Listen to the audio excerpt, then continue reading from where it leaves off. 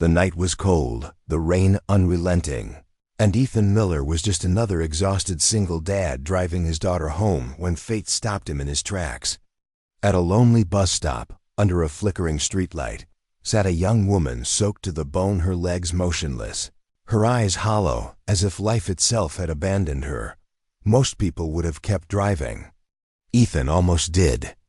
But then his little girl whispered words that changed everything. "Daddy, she looks like a doll whose batteries ran out. Maybe we can fix her." What began as a moment of pity soon spiraled into a life-altering decision, one that would test love, loyalty, and the true meaning of family.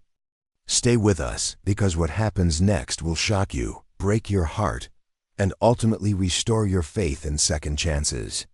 The rain had been falling since late afternoon, drumming steadily against the roof of Ethan Miller's old pickup truck as he drove home with his 8-year-old daughter, Lily.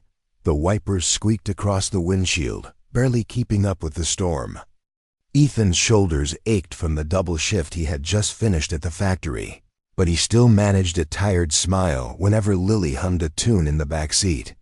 Being a single dad meant exhaustion was constant, but so was the fierce love that kept him moving forward. As they neared the outskirts of town, the street lamps grew fewer, their yellow light flickering against the wet pavement.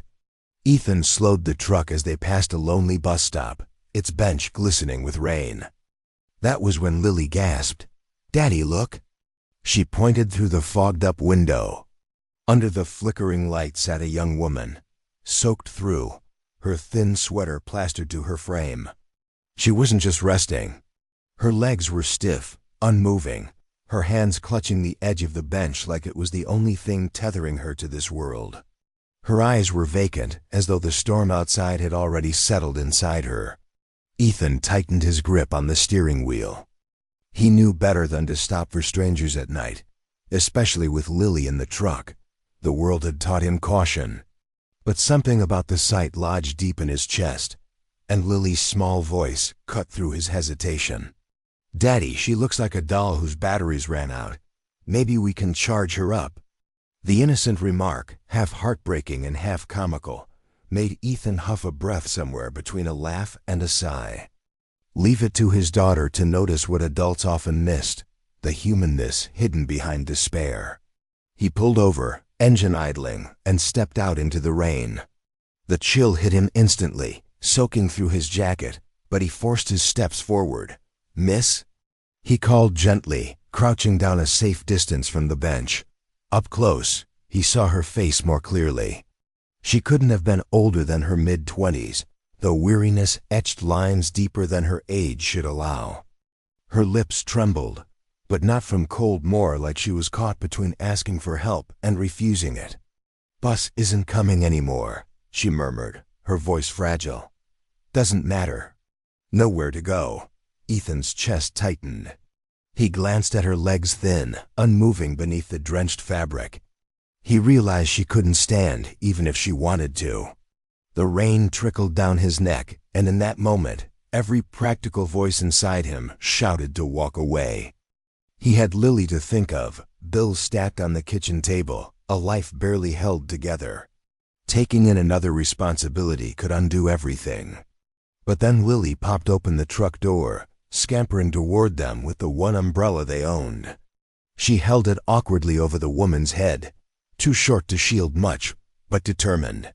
"You'll catch a cold if you stay here," Lily said softly. The young woman blinked, startled by the child's kindness. For the first time, a flicker of warmth crossed her features. Ethan swallowed hard, torn between fear and compassion. He knew what loneliness felt like, what it was to sit in the rain and wonder if the world had forgotten you. He couldn't let this stranger drown in that silence. With a slow exhale, he offered his hand. "Come with me," he said simply. She hesitated, shame and disbelief battling across her face, but Lily's expectant eyes tipped the scales. With effort, the young woman placed her trembling hand in his. Ethan lifted her gently, feeling how frail she was, and carried her toward the truck. Lily scrambled inside, scooting over to make space. The cab smelled faintly of wet coats and crayons, but to the woman shivering in the passenger seat, it must have felt like sanctuary. Ethan started the engine again, heart pounding with uncertainty. He had no idea who this woman was or what story had led her to a deserted bus stop on a stormy night. All he knew was that against every sensible thought, he had just brought a stranger and all her unspoken burdens into the fragile circle of his family. Yet as he glanced in the rearview mirror, catching Lily's quiet smile as she tucked her jacket around their guest, he realized some decisions weren't about logic. They were about humanity. The road ahead was dark, the rain unrelenting, but inside the truck something fragile and unexpected had begun a seed of connection that would change all their lives. Ethan's modest home stood at the edge of town, a weathered single-story house with peeling paint and a roof that leaked whenever the rain pressed too hard. Inside, the air smelled faintly of wood smoke and laundry soap. It wasn't much, but it was the fortress he had built for Lily and himself. Bringing a stranger into that fragile world felt like an impossible gamble, yet here they were, Ethan helping the young woman, whose name he soon learned was Grace, settle into the small living room while Lily fetched a blanket almost as big as herself. Grace's wheelchair had long since broken, so Ethan carried her carefully, setting her on the worn sofa. She looked around with a mixture of relief and shame, her eyes flickering over the patched curtains and second-hand furniture. "I don't want to be a burden," she whispered, her voice almost swallowed by the crackle of the old heater. Ethan straightened, wiping his damp hair from his forehead. "You're not," he said, though the words felt heavier than he wanted them to. He knew the truth. Every extra mouth to feed stretched their thin budget even further. But he also knew Lily's eyes were watching him, learning from every choice he made. Grace lowered her gaze, folding her hands tightly in her lap. In her silence, Ethan recognized the same weight he carried, pride wrestling with desperation. That night, dinner was little more than scrambled eggs and toast, but Lily treated it like a feast. She chattered happily, placing an extra slice of bread on Grace's plate and announcing, "You need this more than Daddy. Daddy's strong like a superhero." Ethan chuckled despite himself. Grace blushed, hesitant to eat until Lily nudged her arm insistently. For the first time since meeting her, Ethan saw the corners of Grace's mouth twitch upward. The days that followed were not easy. Ethan woke earlier than usual to prepare extra food before work, his hands raw from scrubbing dishes in the dim kitchen. Grace insisted on helping, though her limited mobility made even small tasks difficult. Still, she found ways folding Lily's clothes, shelling beans at the table, or reading aloud from the library books Lily adored.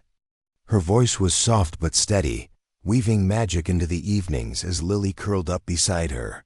Yet the weight of being an outsider pressed hard on Grace.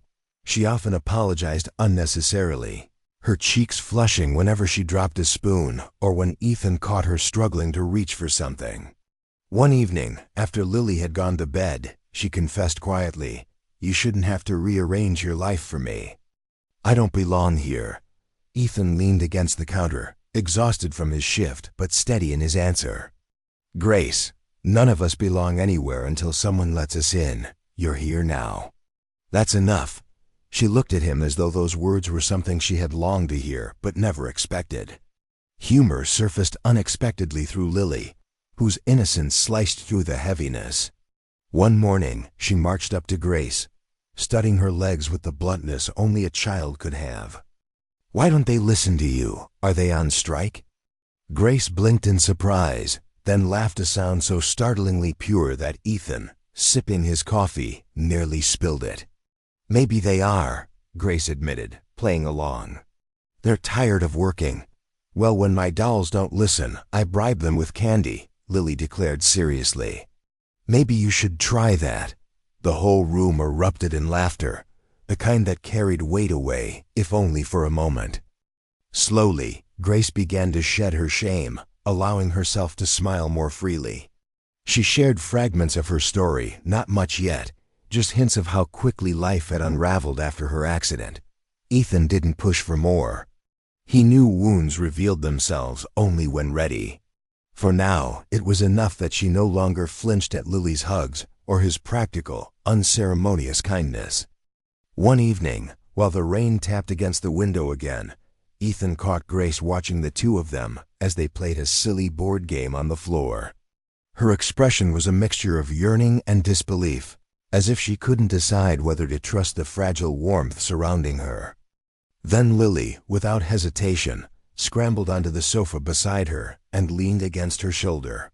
"You're part of our team now," the girl said simply. Ethan froze, waiting to see how Grace would respond. Her lips trembled, eyes glistening, and she whispered, I'd like that." Something shifted that night, intangible but real.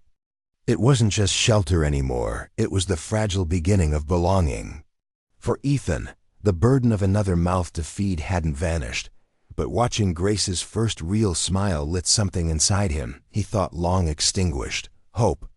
For a while, life in Ethan's small home found a fragile rhythm.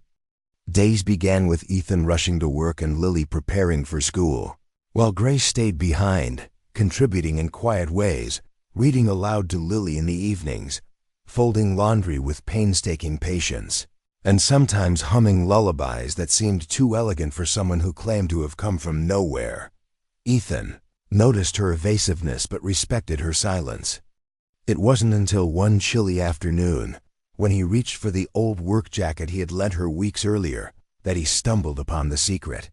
In the inner lining, tucked away in a stitched pocket he didn't even realize existed, was a sealed envelope, water-stained but intact. Out of instinct more than curiosity, he opened it and froze. Inside were documents, legal papers, trust information, property deeds bearing Grace's full name, Grace Whitmore, a name Ethan recognized faintly from headlines years ago. She wasn't a nameless wanderer abandoned by luck. She was the estranged daughter of one of the wealthiest families in the state. Ethan's heart pounded. He sat at the kitchen table, the envelope spread before him like contraband. Questions swarmed. Why was she at that bus stop? Why hadn't she told them? Was her silence about survival or shame? Grace wheeled in quietly, her eyes immediately catching the papers. The blood drained from her face. "You weren't supposed to find those," she whispered, voice trembling. Ethan's jaw clenched. "Grace, what is this? Who are you really?" She looked down at her hands, twisting them in her lap. "I used to belong to a world that would never understand this house, or you, or Lily. After my accident, after betrayals, I was cast aside. My family didn't want the burden of a paralyzed daughter, especially when money and reputation were at stake. I ran. I couldn't bear the pity or the knives behind the smiles." Her words cut sharper than the rain outside.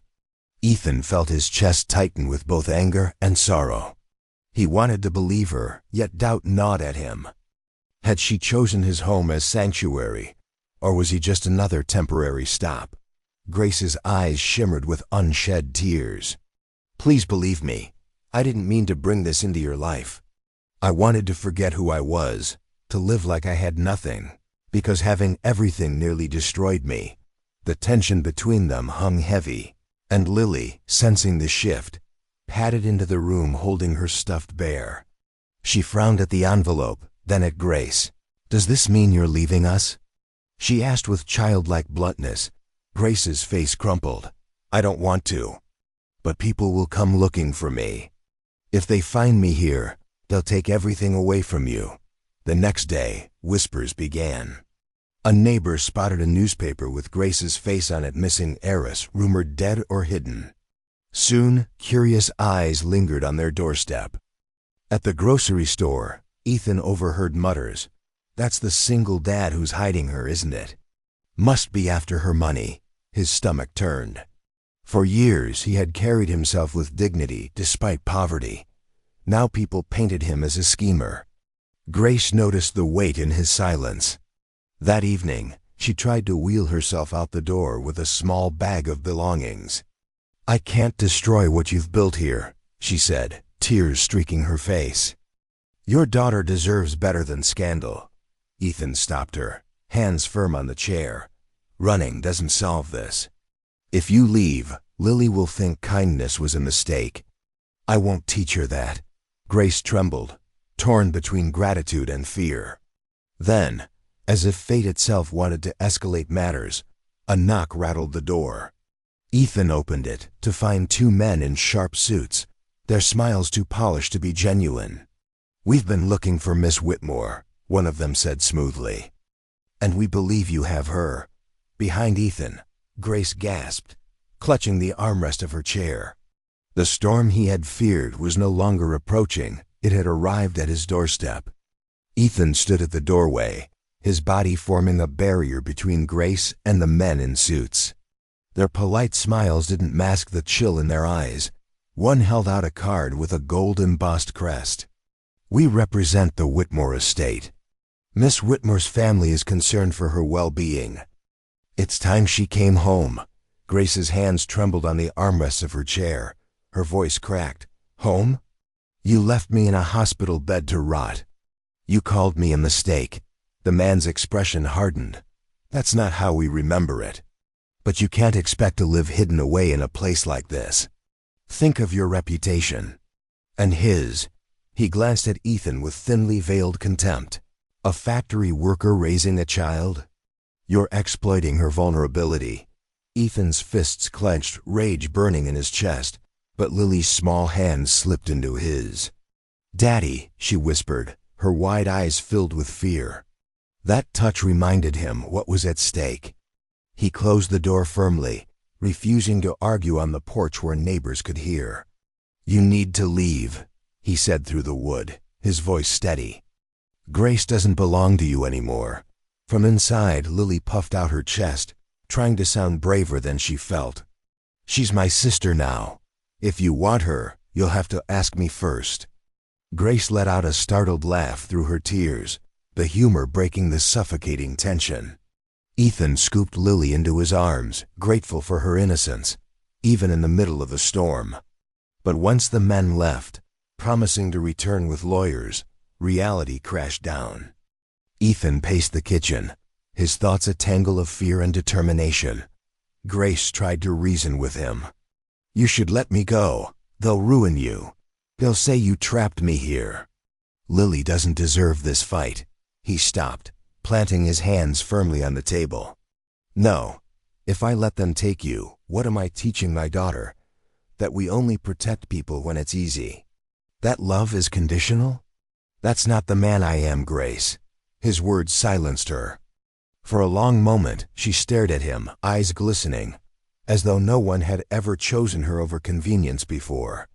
Days later, the confrontation escalated. Ethan was summoned to a lawyer's office where Whitmore representatives laid out their case.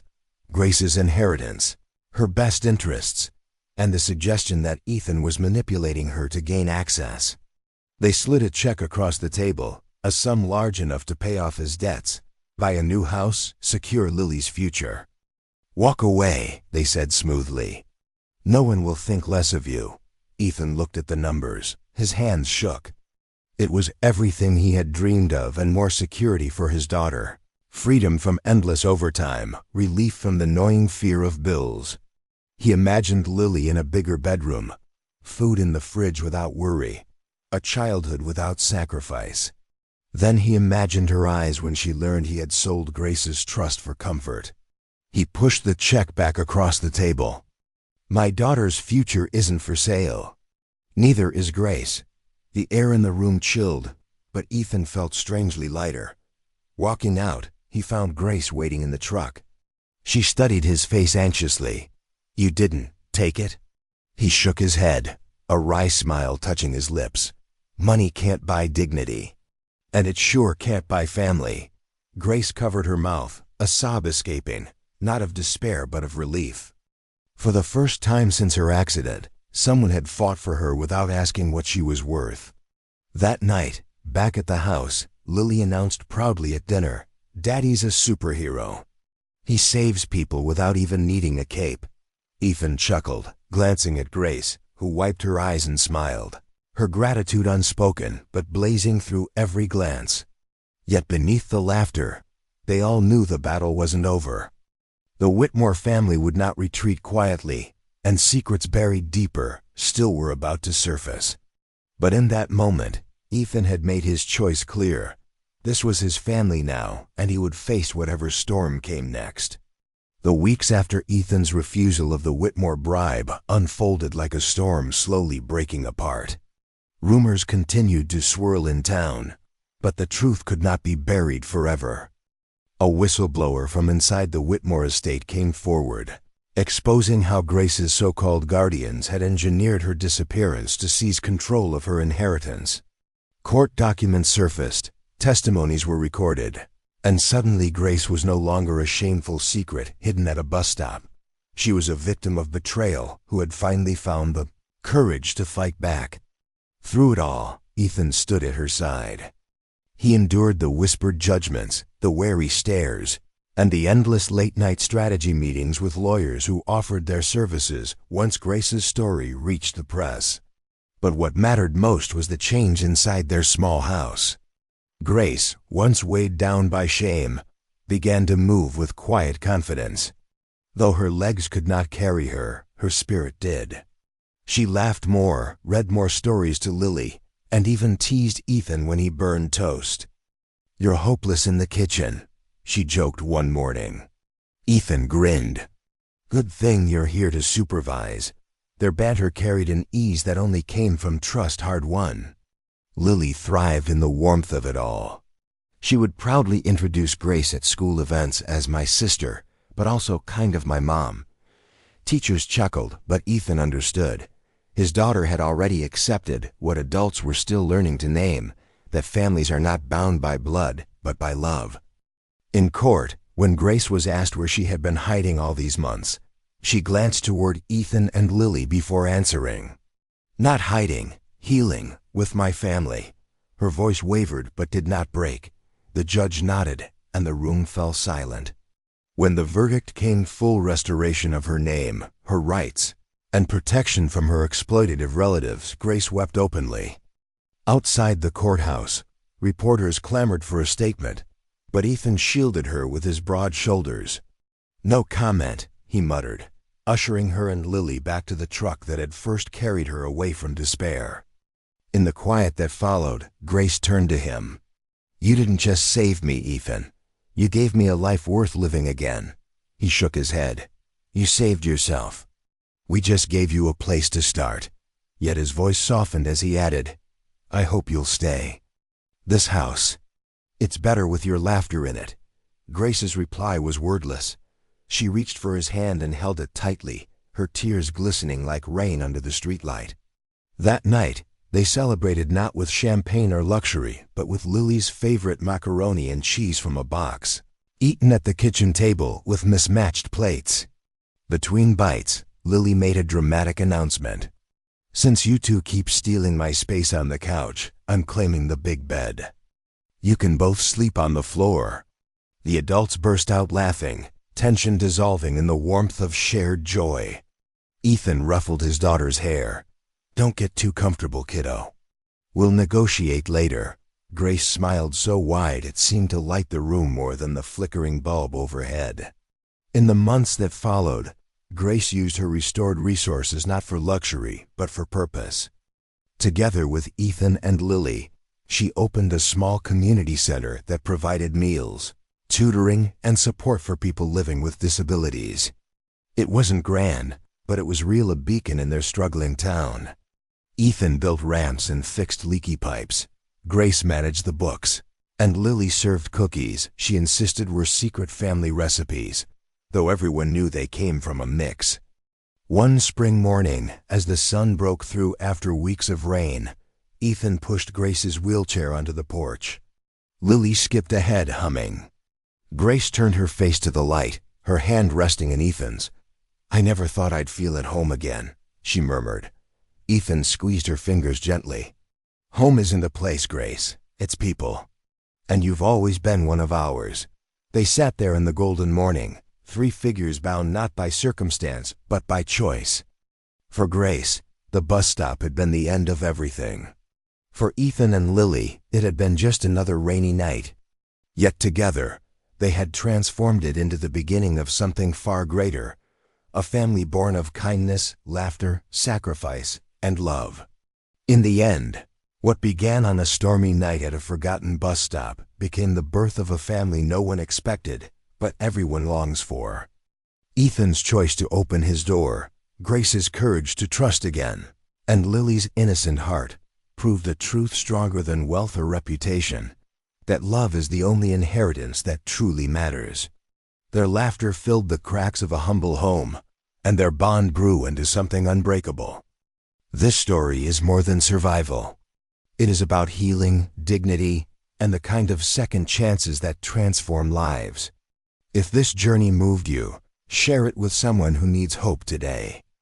Don't forget to like, subscribe, and join us for more stories that stir the soul, because sometimes the smallest act of kindness can change everything.